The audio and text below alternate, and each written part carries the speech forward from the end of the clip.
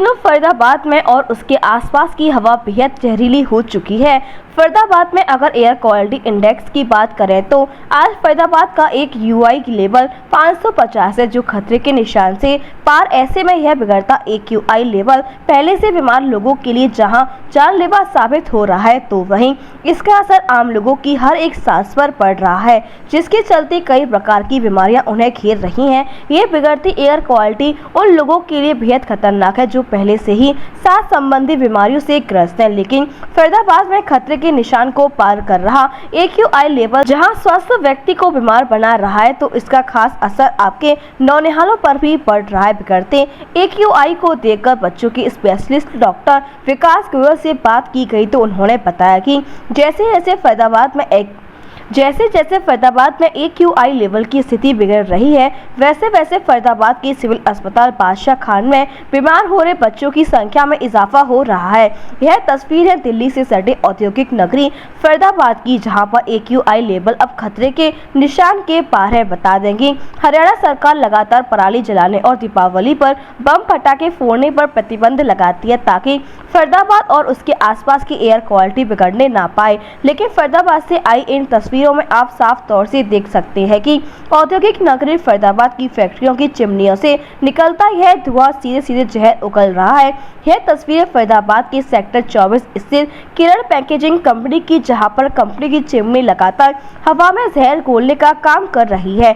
यह स्थिति तो तब है जब कंपनी से महज 10 कदम की दूरी पर फरीदाबाद मुजेसर एसीपी का कार्यालय है, लेकिन बावजूद इसके चिमनी के जहर उगलने का सिलसिला आज भी जारी है। यह तो फरीदाबाद की एक फैक्ट्री का नजारा है। ऐसी फरीदाबाद में न जाने कितनी तमाम फैक्ट्रियां हैं जो लगातार इसी प्रकार से जहर उगलने का काम कर रही हैं और फरीदाबाद की हर एक सांस को जहरीला बना रही हैं। लेकिन इनकी ओर न तो जिला प्रशासन की नजर पड़ रही है और न ही इन कंपनियों पर एनजीटी के आदेशों का कोई असर पड़ रहा है, जिसके चलते हर एक सांस में जहर घुल चुका है, जो बच्चे, बुजुर्ग, नौजवान सभी के लिए जानलेवा साबित हो रहा है। क्या नाम है आपका? मातीवर प्रसाद सिंह।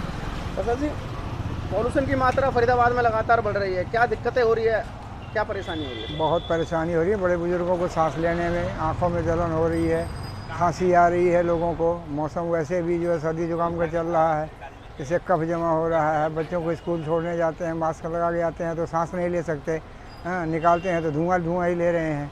हर तरफ जो है कहीं कुछ जल रहा है कूड़ा, तो कहीं चिमनी के धुएँ निकल रहे हैं।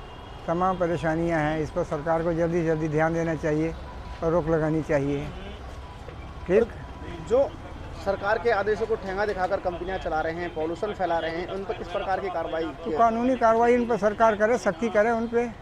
हाँ, तो किसानों के लिए क्या कहेंगे? वो भी खेतों में पराली जलाते हैं बिना आदेश को माने, क्या कहेंगे? वो सरकार तो हमेशा एक्शन लेने के लिए बात करती है, लेकिन अमल में नहीं लाती है। तो कम से कम अमल में तो लाए उसको। आम आदमी तो कुछ नहीं कर सकता तो प्रशासन ही कर सकता है। हाँ, हमारा ये रिक्वेस्ट है सरकार से कि इन पर ध्यान दें। बढ़ने से आम आदमी को लिए क्या दिक्कतें सामने आ रही हैं? बहुत दिक्कतें हैं इसमें। आंखों में जलन हो रही है, सांस लेने में परेशानी हो रही है, खांसी आ रही है, तरह तरह की। बुजुर्गों को ज़्यादा दिक्कत है। जो बुजुर्ग सुबह सुबह योगा करते हैं, पार्क में जाते हैं, उनको क्या? अब वो तो जाना ही छोड़ दिए। वो इसी वजह से जाते भी हैं तो गमछा या तौलिया या मास्क लगा के जाते हैं, फिर भी घर पे आते हैं, नाक छिनकते हैं, खखारते हैं तो काला काला निकलता है उनसे धुआं। सुबह सुबह शुद्ध हवा लेने के लिए जाते हैं, पर अब नहीं, शुद्ध नहीं अशुद्ध ही लेके आते हैं वो। हाँ। क्या नाम है आपका? मेरा नाम विकास मंगला है। विकास जी, फरीदाबाद में लगातार पॉल्यूशन की मात्रा बढ़ रही है, क्या दिक्कतें आम लोगों के लिए आ रही है, क्या कहेंगे? बस पोल्यूशन की मात्रा तो फरीदाबाद में दिन पे दिन बढ़ती जा रही है, ये तो हमें भी दिख रहा है। सुबह सुबह जब हम स्कूल जाते हैं बच्चों को छोड़ने, तो बहुत धुंध छाती है। ये सब कारण बड़ी बड़ी कंपनियों की चिमनी से है, और ये जो पराली वराली जल रही है उससे भी पोल्यूशन ज़्यादा हो गया है। पर लेकिन हम कंपनियों को ज़्यादा देंगे, क्योंकि वो अपने सरकार जो उन्होंने लेवल दे रखा है सरकार ने उनको, वो अपने लेवल से ज़्यादा ही पोल्यूशन क्रिएट कर रही है। इस वजह से ज़्यादा पोल्यूशन हो रहा है फरीदाबाद में। तो ये परेशानी सबके लिए है। इससे बहुत बच्चों को बीमारी हो रही है, जैसे खांसी हो रही है, उनके लंग्स में धुआं जा रहा है। इस वजह से पोल्यूशन को कम करना चाहिए। सरकार को इन चीज़ों पे ध्यान देना चाहिए, पोल्यूशन विभाग को ध्यान देना चाहिए कि पोल्यूशन ना हो और कंपनियों पे सख्त से सख्त कार्रवाई करी जाए जो ज़्यादा पोल्यूशन फैला रही हैं। सुबह के समय है, धुंधली सी छा जाती है, पूरा मौसम खराब हो जाता है और जो लोग घर से स्वस्थ हवा के लिए निकलते हैं, कहीं ना कहीं उन्हें जहरीली हवा उन्हें प्राप्त हो रही है। हाँ जी, ये तो है ही जी। सुबह सुबह जो लोग टहलने के लिए निकलते हैं, हमारे जैसे बड़े बुजुर्ग हो गए, छोटे बच्चे हो गए, हम जैसे युवा हो गए, तो उनके लिए ये जो पोल्यूशन वाली जो हवा है ये बेकार है। हम सब चाहते हैं कि स्वस्थ हवा मिले, पर किसी को स्वस्थ हवा नहीं मिलती, पोल्यूशन वाली हवा ही मिलती है। पोल्यूशन विभाग इसके ऊपर कुछ भी कार्रवाई नहीं कर रहा है। कैसे पोल्यूशन विभाग इस पर रोक लगाए, क्या कहेंगे इसको लेकर आप? पोल्यूशन विभाग को कंपनियों में जाकर उनके सारे टेस्ट क्लियर करने चाहिए। जो कंपनी उनके लेवल पे चल रही हैं उनको ओके करें, जो नहीं चल रही है उनके ऊपर सख्त से सख्त कार्रवाई करें। सरकार को कदम उठाने चाहिए। बिल्कुल बिल्कुल, सरकार को जल्द से जल्द कदम उठाने चाहिए इसके ऊपर। तो किसानों के लिए क्या कहेंगे? खेतों में पराली जलाते हैं किसान, क्या कहेंगे उनको लेकर? खेतों में पराली जलाते हैं, उसके ऊपर भी यही कहेंगे कि पराली जलाएं, अपने लेवल के हिसाब से जलाएं, कम से कम जलाएं और पोल्यूशन को ध्यान में रखते हुए पराली का उपयोग करें, मतलब जलाने। सरकार कार्रवाई करे उन पर इस तरह। हाँ जी, हाँ जी। सर नाम और डेजिग्नेशन बता दीजिए पहले आप। Doctor Vikas Goyal, SMO civil hospital Faridabad. Sir Faridabad में लगातार दिल्ली एनसीआर के आसपास फरीदाबाद में भी कहें तो स्मॉग काफ़ी बढ़ रहा है। इसको लेकर छोटे बच्चों को क्या परेशानी हो सकती है और क्या लक्षण होंगे और कैसे बचाव की? स्मोक की वजह से बेसिकली बच्चों में ज़्यादातर जो परेशानी आ रही है वो सांस से रिलेटेड जो बीमारियां हैं उनकी आ रही है जी। खांसी, जुकाम होना, नाक बहना, नाक की एलर्जी होना और किसी को सांस लेने में दिक्कत होना और उसके साथ किसी को वॉमिटिंग भी हो जाती है। तो क्या ऐसे बच्चों की जैसे स्मोक के चलते ऐसे मरीज बढ़ रहे हैं अस्पताल में क्या?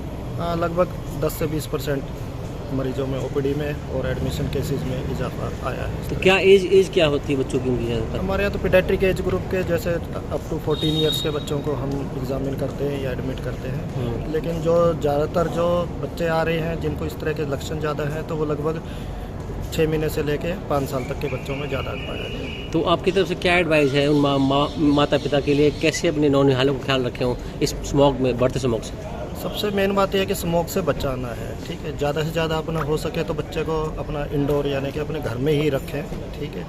जितना कम बाहर निकलेंगे उसके कांटेक्ट में आएंगे उतना बेटर रहता है। दूसरा ये है कि मास्क का इस्तेमाल कर सकते हैं क्योंकि श्वसन संबंधी समस्या ही इस केस में ज़्यादा रहती है। तीसरा है कि जो बॉडी को है थोड़ा सा टिश्यू पेपर से या किसी कपड़े से क्लीन कर सकते ताकि स्किन पे इस तरह का असर ना आए।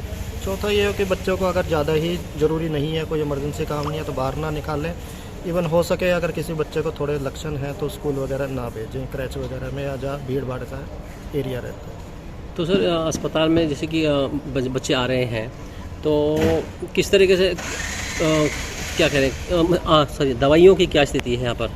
दवाइयाँ मोस्टली अवेलेबल हैं बच्चों को। बेसिकली तो फीवर, खांसी, जुकाम इस तरह की ज़रूरत पड़ती है। बाकी नेबुलाइज़र की ज़रूरत पड़ती है तो उसके लिए मेडिसिन अवेलेबल है, वार्ड में भी है और इमरजेंसी में अवेलेबल है। जिनको भी ज़रूरत पड़ती है OPD बेसिस पे ट्रीटमेंट देते हैं और किसी को लगता है कि एडमिशन की ज़रूरत है, कुछ दिक्कत ज़्यादा है तो उसको एडमिट कर लेते हैं। अभी कुछ लक्षण बताए थे और बता दीजिए लक्षण क्या है और कैसे, मतलब प्रथम घर पर कैसे बचाव, घर पर क्या दिया जाए शुरू? घर पे बेसिकली तो ये है कि देखो लक्षण को पहचानना है, ठीक है। स्टार्टिंग जो लक्षण आते हैं बच्चों में, जुकाम है, नाक बहना है, खांसी है, गला ख़राब होना है, बार बार खांसी आना है या बच्चा थूकता है, नींद डिस्टर्ब होना, जैसे बार बार नाक में अंदर पानी टपकता रहता है उसकी वजह से रहते हैं। तो मेन तो क्या होम रेमेडीज़ होती हैं जो घरेलू उपचार कर सकते हैं। तो उसमें ये है कि आप गर्म पानी पिएं, जो थोड़ा बड़ा बच्चा है स्टीम दे सकते हैं बच्चे को, ठीक है। विश्व स्तरीय चिकित्सा सुविधाओं से युक्त JP diagnostics radiology and pathology centre, Mathura का पहला complete radiology and pathology diagnostic facility से सुसज्जित। Doctor Deepak Agarwal and doctor Nidhi Agarwal, JSR tower, Govardhan crossing, NH 90, Mathura.